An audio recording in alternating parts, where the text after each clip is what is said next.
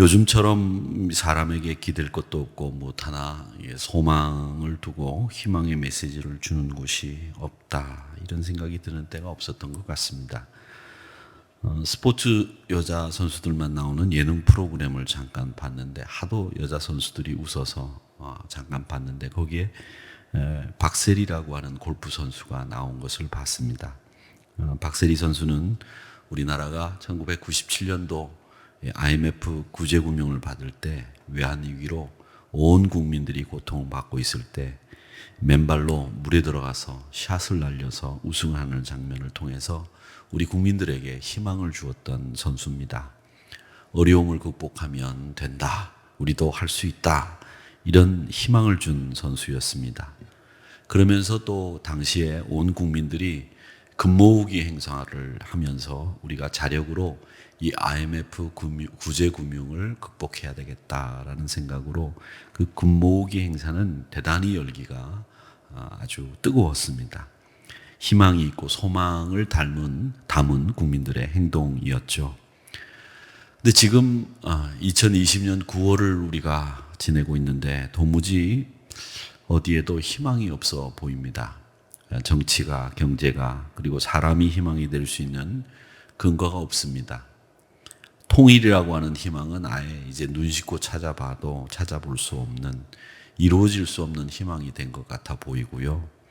정치적으로도 자기 입맛에 맞는 말, 또 상대방을 비난하는 말만 그냥 온 신문지상 뉴스 매체에 도배를 하고 있습니다. 이 사람도 저 사람도 다 똑같다는 생각들을 대다수 국민들이 하는 것 같아요. 그래서 희망이 없다, 이런 생각을 하는 것 같은데 오늘 뉴스에도 보니까 어떤 정당도 지지 않는 무당파 국민들이 거의 30%에 육박한다는 통계를 발표했습니다. 누구도 지지하지 않는다는 거죠. 이것은 우리가 어떻게 보면 앞으로 선거를 하는 정치인들에게는 저 사람들 표만 잡으면 되겠다, 이길 승산이 있겠다, 이런 시각으로 바라볼 수 있는 통계이지만 제 생각에는 그 통계를 보면서 우리 국민들이 어느 누구에게도 어떤 일에도 희망을 걸고 있지 않는 사람들이 30%나 된다, 이런 생각을 했습니다. 그나마 교회에서 예배를 드리면서 말씀과 기도로 위로받던 신자들도 이 코로나 2.5 단계로 격상이 되면서 예배 자리에 나오지도 못하고 답답하고 껄끄러운 심령을 갖고 전화를 걸면 하소연들을 하십니다. 그래도 건강한 것만이라도 다행으로 생각합니다, 이렇게 말씀들을 하십니다. 전화로만 문안을 하는 목회자들의 입장도 참 갑갑합니다. 찾아가서 손잡고 기도라도 좀 해드리고 싶고, 병세는 어떤지, 또 사업은 어떻게 진행이 되는지 좀 보았으면 좋겠는데 예전처럼 목회나 예배가 회복될 수는 있을까, 이런 생각을 하게 됩니다. 다만 우리는 예배가 회복되기만을 기다리고 소망하고 그것이 우리에게 지금 가장 큰 희망입니다. 제가 이 희망에 대해서 쭉 설교 준비를 하려고 보니까 희망 고문이라는 말도 있더라고요. 이 희망 고문이라고 하는 말은 뭐냐면 안 될 것을 알면서도 될 것 같다는 희망을 줘서 상대를 더 고통스럽게 만드는 거, 그걸 희망 고문이라고 말한답니다. 거짓 희망이죠. 헛된 희망이죠. 아무리 사람들이 잘 될 거야, 걱정하지 마, 화이팅, 이렇게 외쳐대도 결국 실패할 거라는 거죠.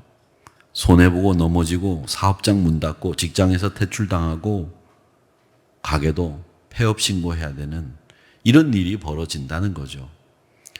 그런 분들 앞에서 잘 될 거야, 화이팅 해라, 기도해 줄게, 어쩌면 이런 말들이 더 그들에게 힘들게 만드는 희망 고문이 될 수 있다는 얘기입니다. 죽기 살기로 공부를 하고 대학 가면 멋지게 미팅하고 자신의 인생을 활짝 펼칠 수 있겠다고 생각하는 입시생들에게 저는 가끔 그런 얘기를 합니다. 대학 가면 지금보다 더 공부 열심히 해야 돼. 안 그러면 취직 못해. 안 그러면 장가 못 가. 뭐 이런 대도 안 한 얘기를 저는 가끔 합니다. 왜? 대학 가면 모든 것이 무지갯빛처럼 활짝 열리고 펴지고 자기 인생이 마치 이제 탄탄대로를 갈 것 같은 그런 생각에 지금 고생을 견디는 친구들에게 어쩌면 대학 생활에 그 무지갯빛 같은 화려한 생활이 그들에게는 희망 고문이 될 수 있다는 생각을 하기 때문에 도리어 저는 공부하는 학생들에게 너 대학 가면 지금보다 더 공부 열심히 해야 돼.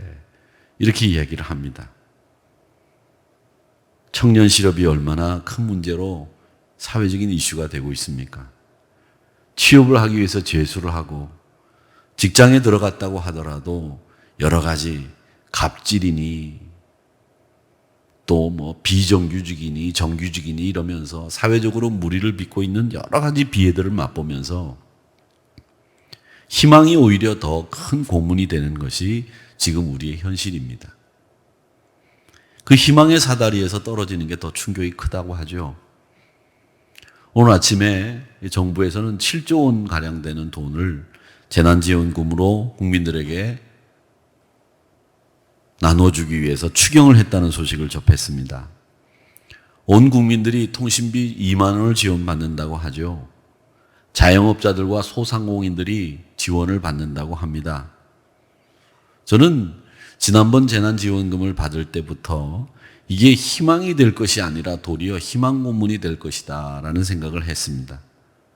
지원금보다는 경제가 잘 돌아가고 살아나고 건전한 소비 생활이 원활하게 활기차게 돌아가고 또 기업은 투자를 더 많이 하고 고용을 늘리고 수출이 잘 되고 이런 멋진 일들이 일어난다고 한다면 뭐 재난지원금이 아니라 그보다 더 좋은 많은 돈을 줘도 그게 다시 경제의 재투자가 되면서 경제가 살아날 터인데 완전히 이것은 소비만을 위한 지원금인데 이거 다 쓰고 나면 지난번에도 다 쓰고 난 뒤에 허탈하더라 라는 이야기를 하시는 분들을 만나본 적이 있습니다.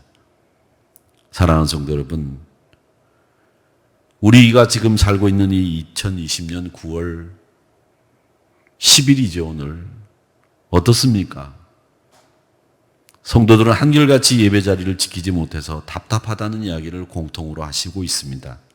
빨리 예배 자리로 가고 싶다는 말씀들을 하시죠.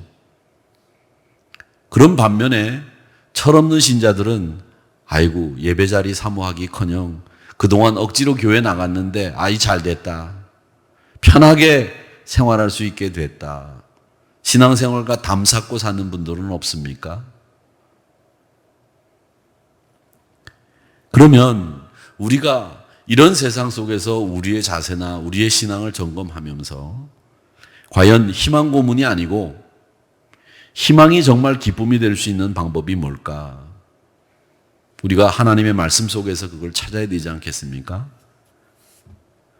주님의 이야기를 먼저 해보자면 예수님 어떻게 하셨습니까? 우리에게 새 사람이 될 수 있도록 하나님의 백성이 될 수 있도록 하나님의 아들, 딸이 될 수 있도록 당신이 자신의 몸을 내어주셨어요. 십자가의 희생을 통해서 우리가 다시 살고 하나님의 백성이 될 수 있는 새 사람이 될 수 있는 희망의 통로를 열어주셨습니다. 대가를 지불하신 사랑을 통해서 참 희망을 우리에게 주신 겁니다. 이렇듯이 희망이 기쁨이 되기 위해서는 주님의 희생과 같은 그 희생이 필요합니다. 진짜 희망이 우리에게 참 기쁨으로 다가오기 위해서 희생이 없는 희망, 그건 희망 고문으로 끝날 확률이 대단히 높습니다. 그러니까 말로만 화이팅을 외친다고 하더라도 잠깐 쓸 수 있는 돈이 내 손에 주어진다고 하더라도 그게 우리의 희망이 되는 게 아니라 진짜 희망을 줄 수 있으려면 누군가가 희생하고 누군가가 우리 공동체를 위해서 헌신을 감수해내는 이런 일들이 벌어지는 모습들을 보게 될 때 그게 진짜 희망이라고 하는 참 희망이 될 수 있는 이런 일들이 생기게 되는 겁니다. 희생이라고 하는 대가 없이 잘 될 거야. 걱정하지 마. 화이팅해. 이 말만 한다고 해서 우리에게 희망이 생기는 게 아니고 희망이 이루어지는 게 아닙니다. 오늘 본문 볼까요? 다윗의 시라고 되어 있고 42편은 2권이 시작되는 첫 편 시편입니다. 근데 성경학자들은 이 41편, 42편, 43편을 참 귀하게 그리고 아주 신중하게 바라봅니다. 2권이 시작되는 42편과 43편의 시편은 원래 한 편의 시였다고 그렇게 이야기들 합니다. 왜냐하면 42편의 시편과 43편의 이 시편 내용이 거의 흡사하고 굉장히 그 내용이 연관성이 많습니다. 그리고 내용의 주제는 뭐냐면 환난 가운데 하나님만 바라본다고 하는 시편 기자의 믿음이 고백되어 있는 시편입니다. 이 시편 기자는 우리가 정말 희망을 갖기 위해서 뭘 해야 되는지를 가르쳐 주시는데 오늘 말씀을 보면 사슴이 물을 찾아 메마른 광야를 헤매고 있습니다. 그렇게 물을 찾으려고 애를 써봤지만 결국 물을 찾지 못하고 힘이 떨어져서 헉헉거리면서 목말라 하는 모습을 그려놓고 있습니다. 이 모습은 시편 기자가 하나님을 갈망하는 자신의 모습을 빗대 표현한 내용입니다. 1절입니다. 하나님이여 사슴이 시냇물을 찾기에 갈급함 같이 내 영혼이 주를 찾기에 갈급하니이다. 여기서 이 갈급이라고 하는 단어는 히브리 말로 아락이라고 합니다. 아락. 이건 단순히 목마름만 얘기하는 것이 아니라 숨을 헐떡이면서 울부짖는 모습을 아락, 갈급이라는 말로 쓰고 있습니다. 사슴이 물이 없어서 고통을 겪듯이 시편 기자는 지금 생명이 되신 하나님이 그와 함께 계시지 않기 때문에 하나님이 어디 계신지를 찾기 위해서 사슴이 물을 찾듯이 그렇게 하나님을 찾는 모습을 갈급이라고 하는 단어로 표현해 두고 있습니다. 시편 기자는 계속 하나님을 목말라 애타게 찾고 있습니다. 그 찾는 이유가 뭐냐? 진정한 생명을 줄 수 있는 생수의 근원이 하나님이시기 때문에 그는 계속 하나님을 찾고 있는 겁니다. 우리에게는 감출 수 없는 내면의 갈망들이 우리 안에 있습니다. 그 갈망이 우리 삶으로 표현이 되죠. 그 갈망이 어쩌면 우리 삶을 이끈다고 할 수 있습니다. 갈망이 없는 사람 아무도 없습니다. 모두가 다 갈망을 가지고 있고 그 갈망하는 것이 그 사람을 지배해요. 그 갈망을 사람들은 채우려고 하죠. 여러분은 어떤 갈망을 하고 계신지 모르겠습니다만은 사람들은 다 그 안에 갈망하는 것들이 다 있어요. 우리는 그걸 기도 제목이라고도 말합니다만은 기도 제목 그게 여러분의 갈망일 수 있습니다. 시편 기자는 자신의 내면에 있는 갈망을 1절에서 이렇게 표현하고 있습니다. 뭐라고 얘기하느냐? 하나님이여 사슴이 시냇물을 찾기에 갈급함 같이 내 영혼이 주를 찾기에 갈급하나이다. 이 시편 기자가 가진 갈망의 정도가 아주 심각합니다. 어느 정도냐? 사슴이 광야에서 물을 찾는 상황은 팔레스타인 지역에서는 이 사슴이 지금 아주 위급한 상황에 처해 있다는 겁니다. 물을 먹지 않으면 뜨거운 태양 아래서 곧 죽습니다. 생명과 죽음 사이에서 오직 물을 찾는 길만이 사는 길입니다. 시인은 이런 사슴의 상황을 잘 알고 그런 사슴에 빗대어서 자신이 하나님을 찾고 있다고 하는 것을 고백하고 있어요. 사랑하는 성도 여러분, 지금 다 어렵고 힘든 때입니다. 이럴 때 사슴이 물을 찾지 않으면 죽을 수밖에 없는 그런 상황에서 꼭 물을 찾아야 되듯이 우리도 진짜 희망을 찾기 위해서는 하나님을 찾고 하나님을 갈급해야 합니다. 사슴이 물을 찾지 않으면 죽습니다. 우리도 이런 때 하나님을 찾지 않으면 희망은 물론이고 죽음의 그늘이 드리우게 됩니다. 하나님을 찾는 일, 하나님을 갈급하게 사모하는 일, 이게 우리에게 진짜 희망의 기쁨이 되는 겁니다. 우리 성도 여러분, 오늘 이 저녁 시간에 저와 함께 더더욱 뜨거운 마음으로 하나님을 간절히 갈급해하는 이 시간이 되기를 축원합니다.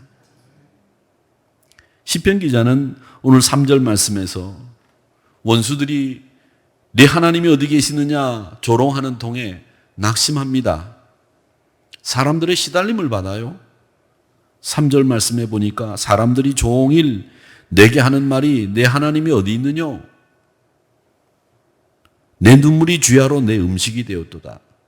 사람들이 조롱하고 비난하는 통에 눈물이 내 음식이 되어버렸어요. 그런데 그보다 더 낙심되는 게 있습니다. 그게 뭐냐? 2절 말씀에 보니까 지금 자신이 살아계신 하나님을 생생하게 경험하지 못하고 하나님의 임재가 내 곁에 있는지 의심이 자꾸 들어요. 내 영혼이 하나님 곧 살아계시는 하나님을 갈망하나니 내가 어느 때에 나아가서 하나님의 얼굴을 배울까? 하나님 얼굴 좀 뵀으면 좋겠는데 하나님 얼굴을 뵐 수가 없다는 거죠. 그런데 그는 이제 깨닫습니다. 뭘 깨닫느냐? 5절 보세요. 내 영혼아 내가 어찌하여 낙심하며 어찌하여 내 속에서 불안해하는가? 너는 하나님께 소망을 두라. 그가 나타나 도우심으로 말미암아 내가 여전히 찬송하리로다. 시편 기자는 자기가 낙심하는 이유가 무엇인지를 이제 스스로에게 물어봅니다. 야, 너 뭐 때문에 낙심하냐? 너 뭐 때문에 불안해하니? 그랬더니 자신이 하나님 앞에 소망을 두지 않았던 그 이유가 자기를 낙심하게 만들고 불안하게 만들었다는 것을 깨닫게 되는 거예요. 하나님이 나를 도우신다는 사실을 잊고 있었던 겁니다. 4절 보세요. 내가 전에 성의를 지키는 무리와 동행하여 기쁨과 감사의 소리를 내며 그들을 하나님의 집으로 인도하였더니 이제 이 일을 기억하고 내 마음이 상하는도다. 자신의 영혼을 쏟아내며 즐거운 찬양을 부르며 하나님의 영광을 드러내던 그 과거를 회상합니다. 많은 성도들과 함께 환호하고 박수치며 찬양을 부르고 하나님의 집까지 갔던 기억을 되살려냅니다. 여호와의 축제일에 순례자와 함께 예루살렘에 모여서 즐거운 가운데 성전으로 행진하던 기억이 새롭습니다. 그러면서 자신에게 명령하는 거예요. 너 왜 낙심하니? 너 왜 불안해하니? 그러면서 더 강한 명령으로 자신에게 명령합니다. 뭐라고 얘기하느냐? 하나님께 소망을 두라. 이 5절 말씀이 자기에게 명령하는 거예요. 내 영혼아, 네가 어째서 낙심하느냐? 어째서 내 속에서 불안해하느냐? 너는 하나님께 소망을 두어라. 그가 나타나 도우심으로 말미암아 내가 여전히 찬송하리로다. 하나님을 바라보지 못하니까 그동안 내가 낙심했구나. 하나님을 갈급하게 찾지 못했으니까 내가 그동안 불안해서 어쩔 줄 몰라 했다. 이제 나는 하나님을 바라보겠다. 이제 내가 하나님과 함께 그 임재를 체험하고 살겠다. 내가 이제 그래서 내 입술에서 여전히 찬송하며 하나님의 영광을 드러내리라. 사랑하는 성도 여러분, 하나님을 기대하지 않으니까 불안한 거예요. 하나님의 임재를 체험하지 못하니까 가위 눌리고, 하나님의 임재를 체험하지 못하니까 은혜가 내 심령에서 떠나고 먼지 헛것이 보이고 심령이 허탄해지는 거예요. 사랑하는 성도 여러분, 우리가 얼마나 열심히 예배를 드렸고 얼마나 많은 기쁨으로 신앙생활을 했습니까? 심지어는 다른 사람들을 그 기쁨의 자리로 인도하기도 했습니다. 누구보다도 하나님을 생생하게 경험했던 과거의 기억들이 여러분 모두에게 있습니다. 그런데 그 추억으로 우리가 오늘을 살 수 없습니다. 화려한 추억이 오늘을 살아내게 만들지 않는다는 거죠. 오늘은 오늘의 은혜가 필요합니다.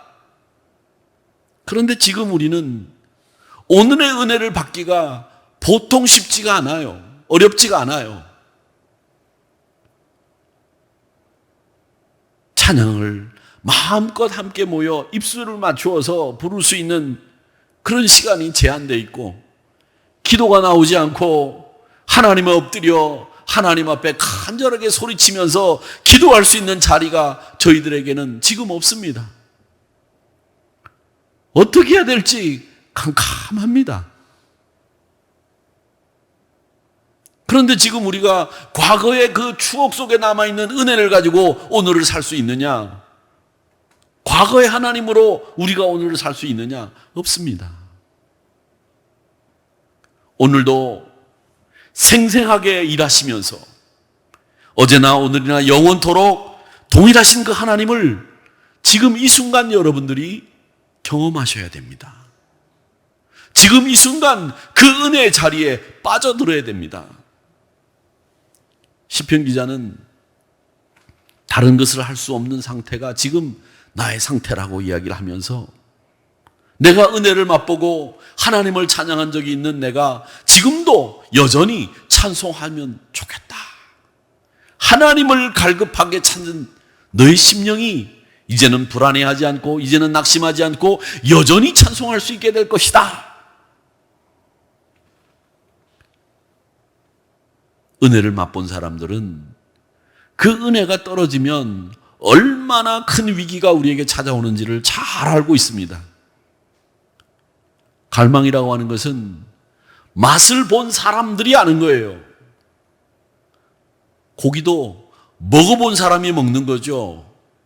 은혜도 맛본 사람이 은혜를 경험하는 겁니다. 근데 그 은혜를 맛본 사람들이 은혜를 경험하지 못하니까 답답한 거죠. 깊은 맛을 본 사람들이 온몸으로 말하는 겁니다. 잊을 수가 없습니다. 내가 잊고 싶다고 잊혀지는 게 아닙니다. 사람들은 한때 내가 붙들고 있었던 것을 잃어버렸을 때 그걸 그리워하죠. 은혜를 경험한 사람들은 그 은혜를 체험했던 그때를 기억하면서 오늘에도 그 은혜가 임하기를 갈망하는 거예요.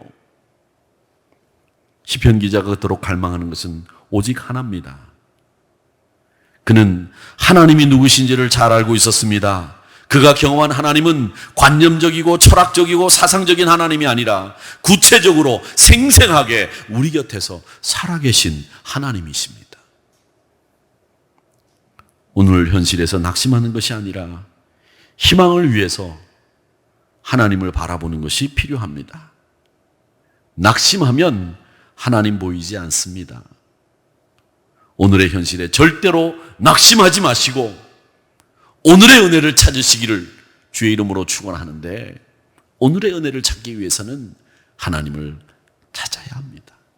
갈급하게 2절 말씀에 내 영혼이 살아계신 하나님을 갈망하나니, 하나님의 은혜가 뭔지를 이 시편 기자는 잘 알고 있었던 거예요. 십자가에서 하나님을 만난 강도처럼 하나님을 갈망하는 겁니다. 1절의 말씀은 우리의 가슴을 설레게 하죠. 시냇물을 찾기에 갈급함같이 내 영혼이 주를 찾기에 갈급하나이다. 갈망은 우리의 필요를 채우는 단순한 갈망이 아니고요, 진짜 우리가 갈망해야 될 것이 무엇인지를 말씀해 주고 있습니다. 여러분, 목마른 사슴에게 지금 풀이 필요합니까? 물이 필요합니까? 초장은 필요 없습니다. 풀은 필요 없어요. 목마른 사슴에게 제일 필요한 것은 지금 물입니다. 물. 마찬가지로 은혜를 사모하는 사람들에게 있어서 지금 제일 필요한 것은 은혜예요. 그 은혜를 사모하는 사람들은 하나님을 갈망하고 그 하나님만이 우리에게 필요하신 분이시죠. 필요한 건 딱 하나입니다. 하나님이십니다. 그 하나님을 갈망하셔야 됩니다. 목마른 사람에게, 목마른 사슴에게 푸른 초장이 필요 없듯이, 물이 필요하듯이 은혜를 사모하는 여러분들에게는 하나님 한 분만이 필요하다는 것을 기억하셔야 됩니다. 그분이 없으면 기쁨이 없고, 그분이 없으면 만족이 없고, 그분이 없으면 내 생은 무의미해지는 거예요. 신자들에게 저는 이 치명적인 아킬레스건이 하나 있다고 생각합니다. 뭐냐? 전도도 열심히 해요. 기도도 열심히 하십니다. 얼마나 기도들 열심히 하십니까? 예배 생활도 빠지지 않고 잘 지킵니다. 힘들고 어려워도 새벽, 금요일, 수요, 주일 오후까지 시간. 그런데 우리에게 아킬레스건 같은 허점이 뭐냐면, 그렇게 열심히 기도 생활하고 전도 생활하고 예배 생활하면서 헌신하는데 우리 심령 가운데 하나님을 갈망하는 마음이 그렇게 간절하지 않다는 거예요. 하나님을 섬기지 않는 거 아닌데, 하나님을 사랑하지 않는 거 아닌데, 하나님을 온 마음을 다해서 갈급해 왔느냐?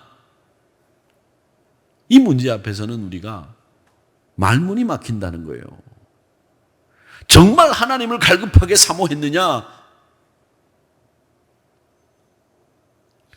신령과 진정으로 예배는 드렸는데, 기도도 쉬지 않고 전도도 열심히 감당하고 봉사도 뜨거운 마음으로 헌신적으로 감당했는데, 만약에 여러분 마음속에 하나님을 갈급하게 사모하는 마음이 사라졌다고 한다면 우리는 희망이고 뭐고 다 사라졌다는 것을 모른다는 거예요. 그게 우리의 아킬레스건이고 허점인데, 우리가 그걸 모르고 지금까지 하나님을 갈급하게 사모하는 마음 없이 그냥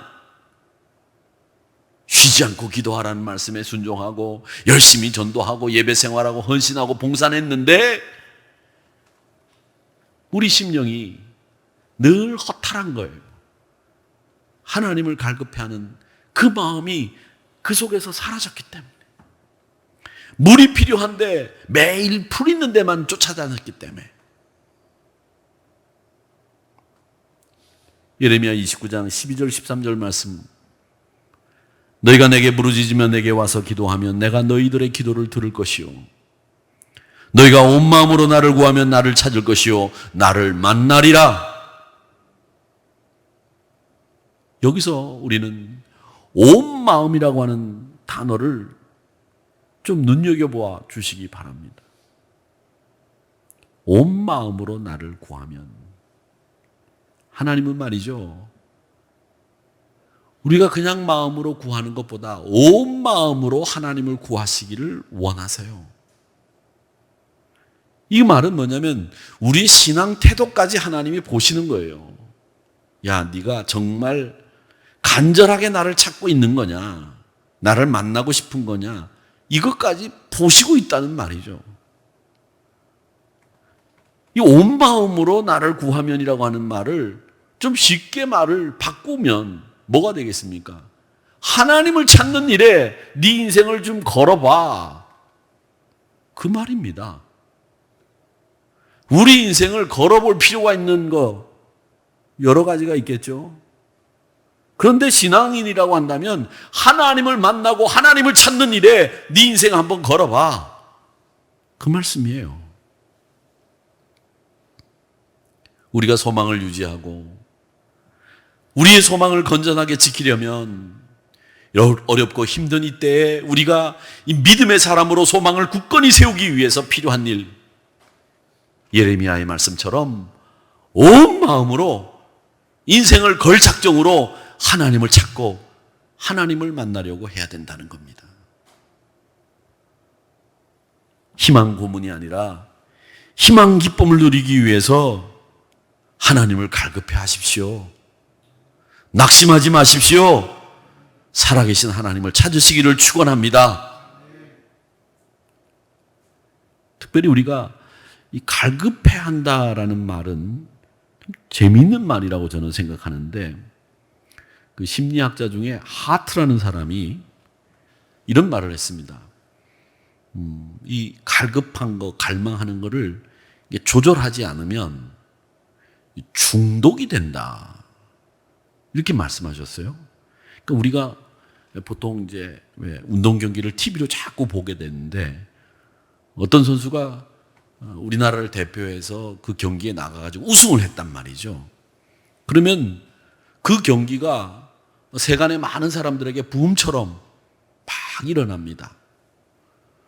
테니스 선수가 나가서 테니스에서 윈블던에서 몇 강까지 갔다 그러면 막 테니스장에 그 배우러 오는 수강생들이 많이 는다 그러죠. TV를 통해서 운동을 이렇게 자꾸 보게 되면 나도 하고 싶다라고 하는 갈망이 누구에게나 생긴다는 거죠. 그래서 TV에서 폭력 장면이나 흡연 장면을 모자이크로 처리해서 시청자들이 보지 못하도록 하는 것도 그 보면 나도 하고 싶다는 마음이 생겨서 괜히 그런 폭력이나 흡연을 부추길 수 있기 때문에 모자이크 처리한다는 거죠.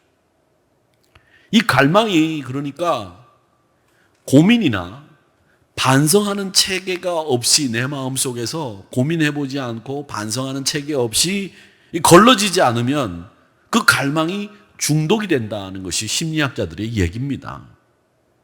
이게 심리학자들의 얘기죠. 저는 이 이야기를 여러분들에게 왜 하느냐 하면 여러분들이 이 하트 교수의 말을 여러분들에게 드리는 이유는 저는 그 하트 교수의 말과 반대되는 이야기를 하려고 하는 거예요. 물론 다른 것에 중독되는 건 절대 안 될 일이죠. 그런데 우리는 갈망하는데 반성이나 고민체계 없이 갈망하다 보면 중독되는 그 일반적인 일과는 달리 하나님을 갈망하는 일로 인해서 우리가 하나님 앞에 중독된다면 아니 중독되어야 되는 거 아니냐 이런 생각을 했다는 겁니다. 그래서 이분의 이 글을 읽으면서 갈급의 단계를 넘어서서 차라리 우리는 하나님 앞에 중독되어 버리자. 사랑하는 성도 여러분, 하나님을 갈망하고 하나님 앞에 중독되어질 때 우리 소망이 유지되는 거예요. 우리의 희망이 기쁨이 되는 거예요. 예배하는 일, 그건 우리의 필요를 채우기 위해서 드리는 것도 아니고 우리의 만족을 위해서 드리는 것도 아닙니다. 하나님을 갈급하는 마음으로 예배 드려야 됩니다. 쉬지 말고 기도하는 일, 하나님을 갈망하는 마음으로 쉬지 말고 기도하셔야 되고 헌신하는 일도 봉사하는 일도 하나님을 갈망하는 가운데에서 봉사하시고 전도하셔야 됩니다. 설교자가 문제가 아니고요. 예배 순서가 문제가 아니라 우리가 예배하는 곳이 어디냐 이게 중요한 게 아니라 우리가 정말 하나님을 갈급한 마음으로 예배 자리에 있느냐. 하나님 한 분만이 내 기도를 들어줄 수 있는 분이라고 하는 갈급한 심령으로 내가 쉬지 않고 기도했느냐.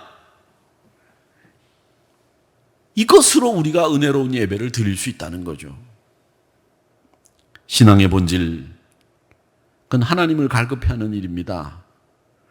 다른 어떤 것들이 있어야 제대로 신앙생활하는 것이 아닙니다. 건강해야, 돈이 있어야, 똑똑해야, 시간이 있어야 우리가 제대로 신앙생활하는 것이 아니라 하나님을 향한 갈급함이 우리를 온전한 신앙인으로 만드는 거예요.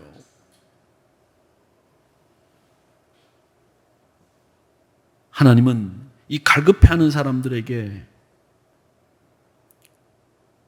어떤 은혜를 베푸는지 8절 말씀을 보세요.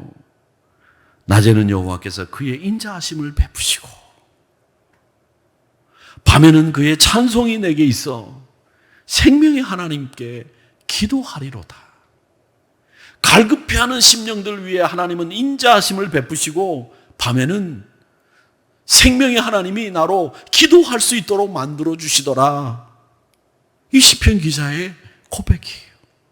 찬송과 기도가 드려지는 모습입니다. 그 가운데 시편 기자는 내가 하나님을 갈급하니까 내 입술에서 찬송이 끊어지지 않더라. 5절 말씀에 보니까 여전히 내가 찬송하리로다.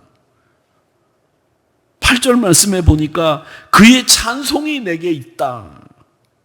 11절의 말씀에도 또 이야기합니다. 여전히 찬송하리로다. 사랑하는 성도 여러분, 여전히 찬송하시고 어느 때에 하나님을 배울까 기도하시면서 소망을 잃지 마시기를 축원합니다. 하나님을 갈급해하는 사람이 소망의 사람이에요. 여러분의 갈급함이라고 하는 그릇에 하나님으로 가득 채우시기를 주님의 이름으로 축원합니다. 환난 날에 우리가 내팽개졌다, 버림받았다, 이런 생각이 들 때가 있을 겁니다. 하나님은 인애를 베푸시고 우리는 그를 찬송해야 되는데 그게 막힐 때가 있습니다. 바로 지금과 같은 때. 이럴 때 목마른 사슴이 물을 찾듯이 우리가 하나님을 찾아야 됩니다. 그렇지 않으면 우리 죽습니다. 지금 하나님을 갈급해하는 영혼으로 여러분의 모습을 바꾸시기를 축원합니다. C.S. 루이스는 이런 이야기를 했어요. 세상은 너무 허접한 곳에 만족하며 산다. 여러분, 허접한 곳에 지금 만족하며 살고 있는 거 아닙니까? 너무 허접한 곳에 만족하지 마세요. 물건을 사러 다니다 보면 그 물건이 눈에 확 띄어요. 그래서 그 물건을 아무 생각 없이 삽니다. 그리고 난 뒤에 다른 집에 가가지고서 다시 쇼핑을 하러 가보니까 이 물건보다 값도 싸고 질도 좋은 물건이 눈에 딱 띄는 거예요. 하하, 내가 너무 정신 팔려서 허접한 것에 비교해보지도 않고 좀 찬찬히 살펴보지도 않고 허접한 것에 만족해서 샀구나. 후회하면 이미 때는 늦습니다. 정말 만족할 만한 것에 만족하시고 여러분들이 가질 만한 것을 가지셔야 되는 거예요. 너무 허접한 것에 여러분 만족해하면서 사시지 말기를 바랍니다. 우리가 만족해야 될 세상은 이 세상에 허접한 것이 아니고 오직 전능하신 하나님 한 분밖에 없습니다.